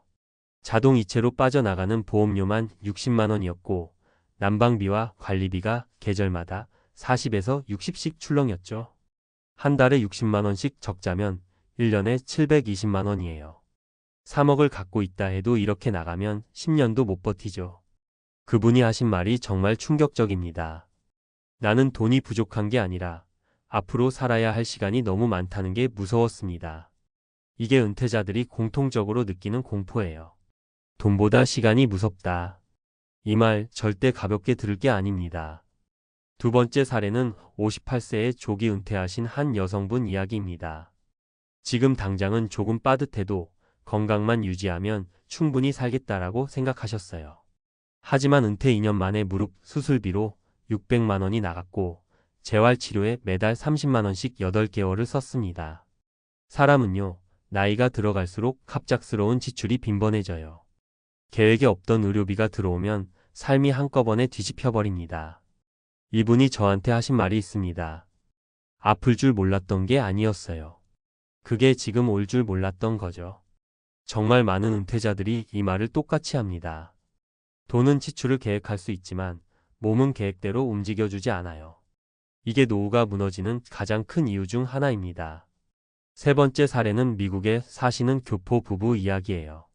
한국보다 생활비가 비싸다는 건 알고 있었지만 여기저기서 하는 말만 듣고 미국도 은퇴자 혜택 많다던데 그럭저럭 살 수 있겠지? 이렇게 생각하셨대요. 근데 막상 은퇴하고 계산기 두드려 보니까 메디케어, 플랜 비용과 약값, 차 유지비, 주거비 등 깎을 수 없는 고정비가 월 400까지 올라간 거예요. 이분들이 했던 가장 큰 실수는 내가 살고 있는 도시의 비용 구조를 정확하게 파악하지 않았다는 거죠. 도시마다 물가가 다르고 지역마다 세금이나 보험료가 천차만별인데 그냥 인터넷에서 본 정보만 믿고 산 겁니다. 결국 이 부부는 생활비 줄이려고 20년 살던 도시를 떠나 더 싼 곳으로 이사했어요. 이럴 줄 알았으면 은퇴 전에 미리 계산했을 텐데. 이 말이 참 무겁게 들립니다. 막상 은퇴하고 나면 움직일 여유가 없어져요. 결정은 은퇴 전에 해야 합니다. 이제 이 말 하나만 기억해 주세요. 은퇴는 돈이 얼마나 있느냐가 아니라 내 생활비가 얼마나 정확히 계산돼 있느냐에 따라 운명이 달라집니다. 계산기 두드려보고 피가 식었다면요. 그건 늦은 게 아니라 지금이 바로 준비해야 할 때라는 신호예요. 그리고 이건 겁주는 게 아니라 현실입니다. 은퇴 후 삶은 생각보다 길고 지출은 생각보다 끈질기고 변수는 생각보다 잔인합니다. 그러니까요. 지금부터라도 하나씩 점검하시면 됩니다. 내 고정비는 어떤지, 의료비와 돌발 지출 대비는 충분한지, 내 생활비가 물가 오르면 얼마나 변할지. 숫자를 보면서 두려움을 느꼈다면요. 그건 잘못된 게 아니라 아주 자연스러운 반응이에요. 대신 그 두려움을 준비로 바꾸는 게 은퇴자의 유일한 무기입니다. 당신의 노후는 아직 무너지지 않았어요. 다만 숫자가 경고하고 있는 겁니다. 지금 준비하면 아직 늦지 않았다고요. 그래서 많은 은퇴자분들이 공통적으로 느끼는 게 있어요. 아, 노후는 돈을 버는 시절과 완전히 다른 게임이구나. 이 생각이 들기 시작하면서 마음이 조금씩 불안해지고 평소엔 신경도 안 쓰던 지출 하나하나가 갑자기 커 보이기 시작합니다. 그리고 그 순간부터 은퇴자의 일상이 바뀌어요. 마트 가서 장 보는데도 계산대 앞에서 한 번 더 망설이게 되고 병원 가야 하는데도 조금만 참아볼까 하는 마음이 들고 난방을 틀어야 하는데도 이건 조금 아껴보자고 스스로를 설득하게 되는 거죠. 이렇게 자꾸 스스로를 줄여나가다 보면 어느 순간 삶 자체가 좁아져 버립니다. 이게 바로 은퇴자들이 숨기고 있는 말로 잘하지 않는 또 하나의 진짜 지옥이에요. 하지만요, 이걸 인정하는 순간부터 해결책이 보입니다. 아, 내 지출이 생각보다 크구나. 내가 예상보다 오래 살 수도 있겠구나. 이걸 인정해야 전략을 다시 세울 수 있어요. 어떤 분들은 이 단순한 사실을 인정하지 않고 다시 예전 생활 수준을 유지하려다가 더 깊은 구멍에 빠지기도 하죠. 은퇴 후엔 줄이는 능력이 버는 능력만큼 중요해집니다. 여기서 말하는 줄이는 능력은 절약하거나 허리띠를 졸라는 게 아니라 지출 구조를 재설계하는 거예요. 보험료가 너무 높진 않은지, 주거비가 과하지 않은지, 지역을 옮기면 더 유리해지는 건 아닌지 실질적으로 고칠 수 있는 틈이 반드시 존재합니다. 많은 은퇴자들이 불안을 느끼는 진짜 이유는요, 내가 정확히 뭘 모르는지도 모른다는 데 있어요. 지출 구조를 제대로 알지 못하고 의료비, 간병비, 주거비처럼 앞으로 반드시 다가올 비용의 덩어리를 미리 계산하지 않으면 그 막연함이 공포로 바뀌는 겁니다. 예를 하나 들어볼게요. 제가 상담했던 어떤 분은 은퇴 후 월 지출이 240이라 생각하고 있었는데 실제로는 305였어요. 왜냐면 본인이 생활비라고 생각한 금액에 자동차 유지비와 약값, 자녀 도와주는 비용이 빠져 있었던 거죠. 이 차이 60만 원이 사람을 얼마나 흔들어 놓는지 아세요? 연 단위로 치면 720만 원이에요. 10년이면 7,200만 원이고 그게 노후 자금의 수명을 거의 10년 당겨버립니다. 그러니 계산기가 무서울 수밖에요. 그리고 또 하나 중요한 건 나이가 들수록 예상 지출보다 돌발 지출이 훨씬 빈번해진다는 겁니다. 냉장고가 고장나고 치과에서 큰돈이 나가고 갑자기 허리가 접질려서 응급실 가야 하고 이런 것들은 계획표에 절대 안 들어갑니다. 그런데 이상하게 꼭 돈이 빠듯할 때 이런 일들이 겹칩니다. 은퇴자들이 말하는 악몽이 겹쳐 온다는 게 바로 이거예요. 그렇다고 너무 비관적으로 보실 필요는 없어요. 지금이라도 현실을 정확히 보는 순간 다시 방향을 잡을 수 있게 됩니다.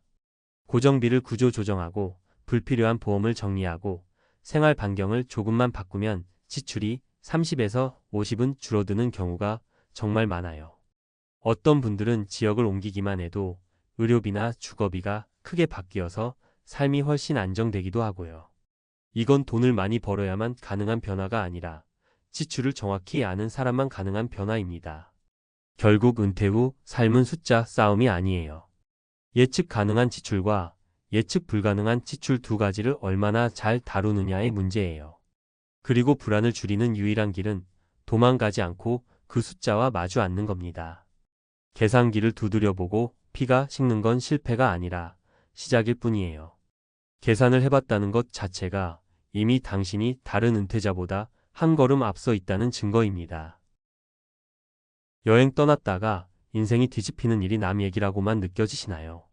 그런데요, 실제로 은퇴 후 첫 해외여행을 갔다가 예상치 못한 참사를 겪고 돌아오는 시니어들이 해마다 늘고 있습니다. 여행사들은 절대 말하지 않는 진실이 하나 있어요. 노후에 떠나는 해외여행은 준비가 조금만 잘못돼도 돈보다 더 큰 걸 잃을 수 있다는 사실입니다. 특히 건강, 환율, 보험, 긴급 상황 대응 같은 문제는 갔다 오면 알지 뭐라고 넘겼다가 정말 돌아오지 못하는 사고로 이어지는 경우도 있습니다. 그래서 오늘 이야기는 조금 불편하실 수도 있어요. 하지만 알아두셔야만 지킬 수 있거든요. 은퇴자의 여행은 젊을 때의 여행과 완전히 다릅니다. 같은 비행기, 같은 호텔을 이용해도 리스크가 훨씬 커지고 비용 구조도 다르고 대응 능력도 떨어질 수밖에 없거든요.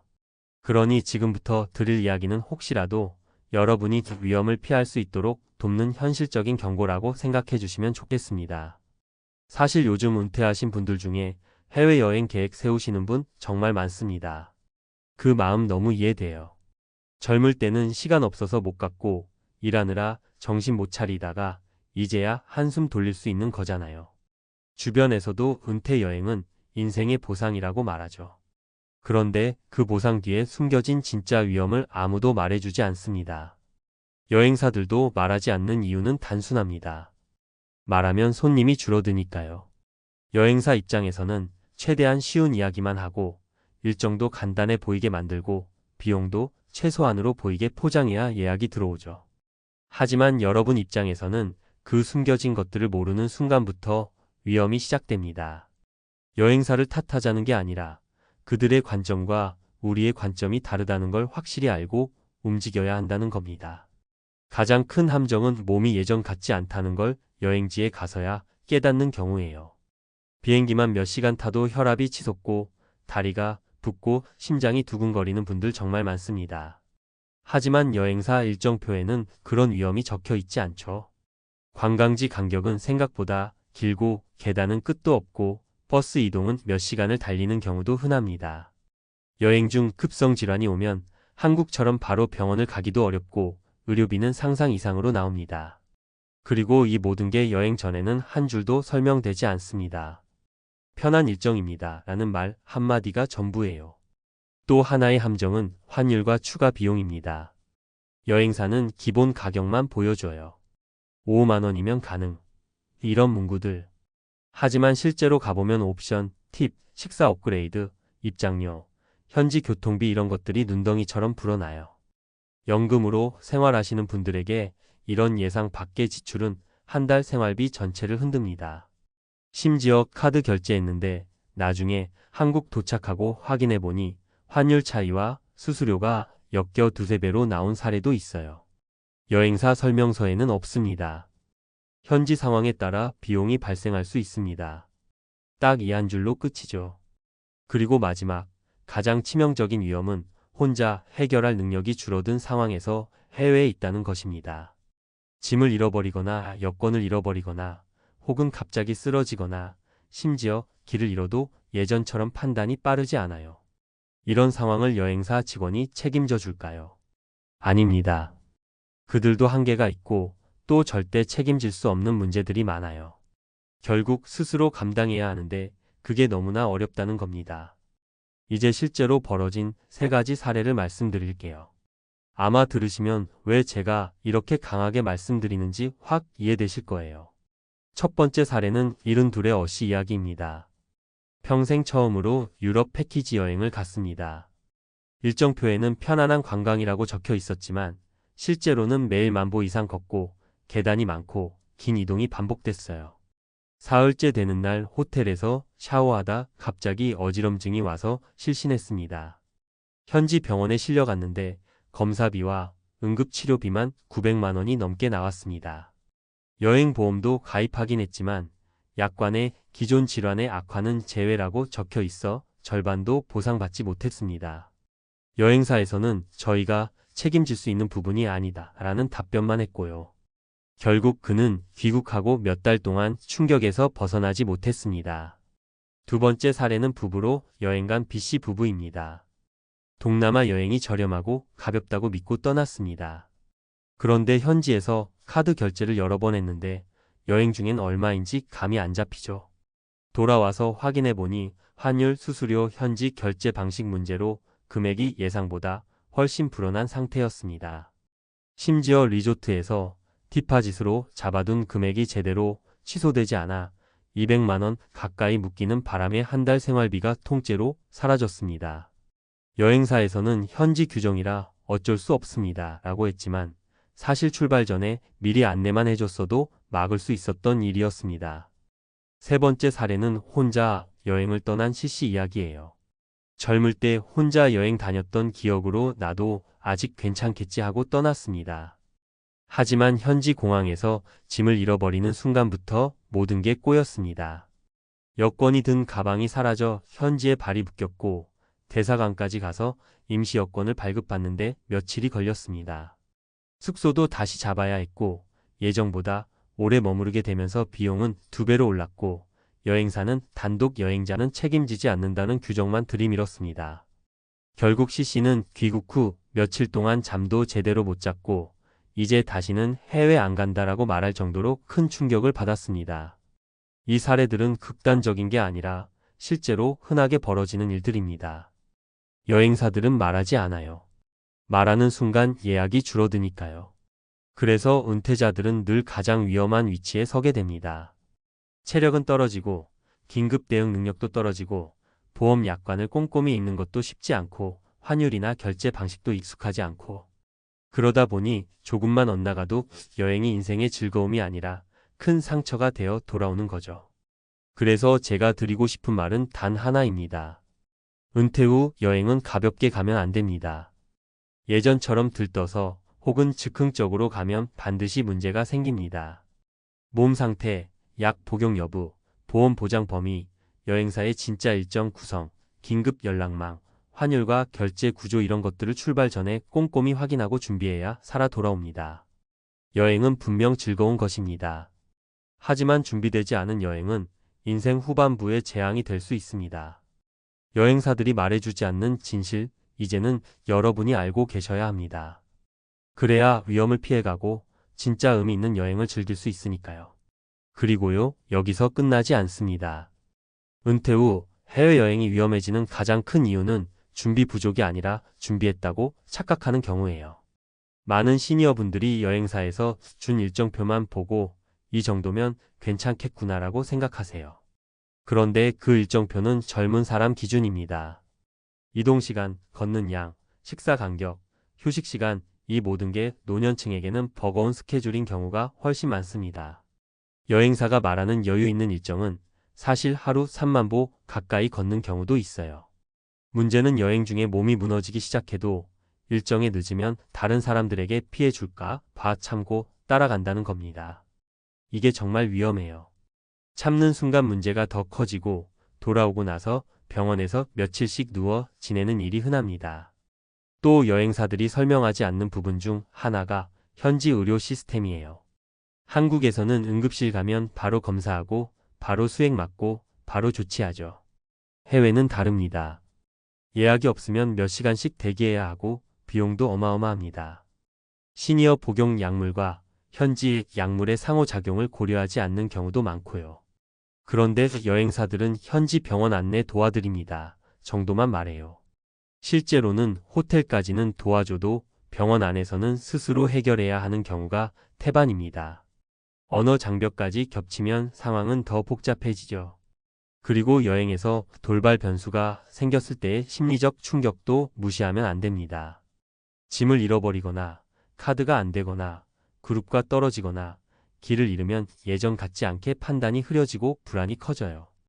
은퇴 후에는 이런 심리적 흔들림이 더 크게 다가옵니다.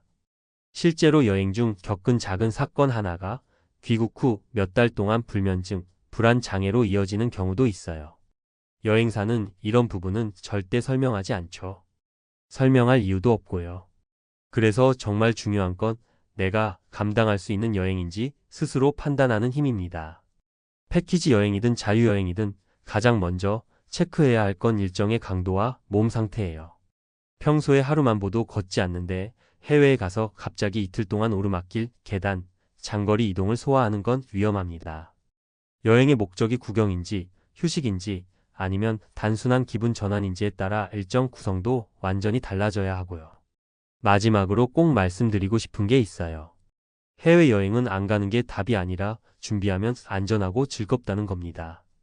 문제는 여행사들이 알려주지 않는 그 숨겨진 위험 요소들을 미리 알고 대비하는가. 그게 핵심이에요. 보험 약관을 꼼꼼히 읽고 환율 변동을 체크하고 현지 의료 시스템을 알아보고 일정 강도를 스스로 조절할 수 있어야 합니다. 이 기본만 갖춰도 해외여행은 충분히 행복한 노년의 선물이 될 수 있어요. 여러분의 여행이 사진 한 장 남기자고 떠나는 위험한 모험이 아니라 진짜 인생의 쉼표가 되기를 바랍니다. 준비된 여행만이 노후를 지키고 여러분의 시간을 아름답게 만들어줍니다.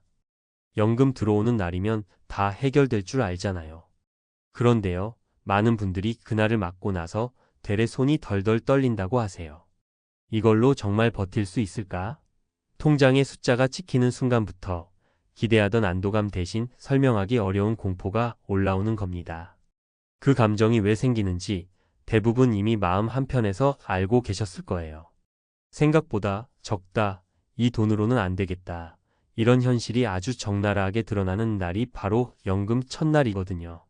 사람들은 흔히 말해요. 연금만 있으면 된다. 몇백이라도 들어오면 마음이 놓인다. 그런데 막상 받아보면 그동안 머릿속에서 계산하던 것들이 전부 무너져요. 물가는 이미 10년 전이랑 비교할 수 없고 병원비는 나이가 들수록 더 무겁게 다가오고 자녀 손주 가족 행사 비용은 늘 예상 밖으로 나가고요. 제일 무서운 건요. 이제는 이 돈이 평생 들어오는 마지막 안전장치라는 사실을 너무 잘 안다는 거예요. 새로 돈을 벌 힘은 예전 같지 않고 그렇다고 소비를 안 할 수도 없고 그래서 많은 60년 대생들이 연금 받고도 마음속에서는 이제부터 진짜 시험이 시작됐다는 공포를 느끼는 겁니다. 그 감정을 누구보다 잘 아는 이유는 실제로 여러분들의 이야기를 들으면 공통점이 정말 뚜렷하거든요. 연금 들어오면 숨 좀 돌릴 줄 알았는데 오히려 앞으로 남은 삶이 더 무섭다. 이렇게요. 그래서 오늘은 그 공포가 왜 생기는지, 어떻게 준비해야 덜 흔들릴 수 있는지, 그리고 실제 사례까지 담아 이야기해 볼게요. 연금이 들어오면 많은 사람이 계산부터 다시 해요. 내가 앞으로 몇 살까지 살까? 지금 물가로는 30년, 40년을 버틸 수 있을까? 병원 한번 크게 다녀오면 어떻게 되지? 가장 큰 공포는 모자라는 돈이 아니라 앞으로 얼마나 더 필요할지 모르는 불확실함에서 시작됩니다. 노후의 비용은 예측이 어려워요. 주거비, 의료비, 경조사비, 생활비 어느 하나 줄어드는 게 없어요. 거기에 혼자만 사는 게 아니잖아요. 부부 중 한 명이 아프기 시작하면 그 순간부터 비용 구조가 통째로 흔들립니다. 그리고 연금이라는 건 들어오는 순간 딱 한 개가 보이는 수입이라 더 무서워요. 월 200만, 월 250만, 월 300만 숫자는 다를 수 있지만 중요한 건 그 금액으로 앞으로 살 날들을 버텨야 한다는 사실이에요. 여기엔 상여도 없고 갑작스런 추가 수입도 없어요. 딱 정해진 금액을 가지고 살아야 한다는 게 많은 분들에게 심리적인 압박으로 다가옵니다. 한 62세 남성분이 이런 얘기를 하셨어요. 아파트 관리비만 봐도 속이 답답해져요. 연금에서 관리비 빼고 공과금 빼고 음식값 빼면 남는 게 없어요. 이렇게 사는 게 앞으로 20년 가능할까요? 이런 감정이 바로 60년 대생의 현실이에요. 그리고 여기서부터 더 깊은 문제 하나가 나타납니다. 바로 노년기의 소비 패턴은 젊을 때보다 절대로 줄지 않는다는 거예요. 많은 분들이 은퇴하면 알아서 지출이 줄어든다고 생각하시는데 막상 살아보면 그렇지 않아요. 병원비는 올라가고 약값은 늘고 각종 검사 비용이 꾸준히 들어가죠. 식비도 생각보다 줄지 않아요. 오히려 건강식 등에 신경을 쓰다 보면 더 비싸질 때가 많아요. 그리고 심리적으로 집에만 있기 힘들어요. 작은 외식, 커피 한 잔, 지인 모임 이런 사소한 소비가 쌓이면 월 몇십은 금방 나갑니다. 여기에 부모 부양이나 자녀 지원 같은 예상치 못한 지출까지 겹치면 연금은 더더욱 빠르게 소모되고요. 그래서 많은 60년 대생들은 연금을 받고 나서야 이 돈만 믿고 살아서는 안 된다 는 걸 아주 선명하게 깨닫게 됩니다. 여기서 실제 사례 3가지를 소개해 드릴게요. 이 3사람은 모두 연금 받고서야 진짜 현실이 보였다고 말합니다. 첫 번째 사례는 61세 여성분 이야기예요. 이분은 연금이 매달 220만 원 정도 들어오는데 막상 받아보니 생활비로 부족함이 너무 크게 느껴졌대요. 관리비와 공과금으로 이미 40만 원이 나가고 음식값이 60만 원, 병원비가 평균 20만 30만 원 여기에 교통비와 사소한 지출까지 합치면 이미 200만 원이 훌쩍 넘어요. 결국 남편 연금이 나오기 전까지는 계속 적자로 살아야 했고 그 스트레스가 너무 커서 밤마다 잠이 안 온다고 하셨어요. 연금 받으면 숨 좀 돌릴 줄 알았어요. 그런데 이제부터 숨을 참아야겠다는 생각이 들어요. 이렇게 말하시더라고요. 두 번째 사례는 63세 은퇴한 공무원 남성분인데요. 연금이 310만 원 들어오지만 문제는 본인이 생각하는 내가 누려야 할 삶과 현실 사이에 큰 괴리가 있었다고 해요. 평생 일했으니 이제는 여유 있게 살아야 한다고 생각했는데 여행도 줄여야 하고 외식도 조심해야 하고 경조사비도 부담스럽고 무엇보다 아내의 의료비가 매달 50만 원 이상 나가면서 계획이 완전히 틀어졌대요. 그래서 이분이 한 말이 특히 충격적이었어요. 연금이 많다고 안심하면 큰일 납니다. 많아 보여도 아파 보기 시작하면 그냥 종이 조각이에요. 세 번째 사례는 60세에 조기 은퇴하신 부부 이야기예요. 남편 연금은 아직 안 나오고 아내는 180만 원을 받고 있는데요. 이 부부는 연금이 들어오면 나머지는 투자, 수익으로 메우면 되겠지라고 생각하셨어요. 그런데 최근 몇 년간 시장이 흔들리면서 수익이 줄고 생활비 압박이 커졌죠. 결국 아내 연금 대부분이 고정 지출로 빠져나가고 남편은 다시 일자리를 알아보고 있어요. 그분이 제게 했던 말이 잊히지 않아요. 연금은 버팀목이 아니라 버티라는 신호 같아요. 이걸로 끝이 아니라 이걸 보고 더 대비하라는 이 3사례가 공통적으로 말하는 건 하나예요. 연금은 절대 완성된 노후 자금이 아니라 시작점이라는 것. 그렇다고 너무 절망할 필요는 없어요. 이 공포가 어디서 오는지 알면 준비하는 방식도 조금씩 바꿀 수 있어요.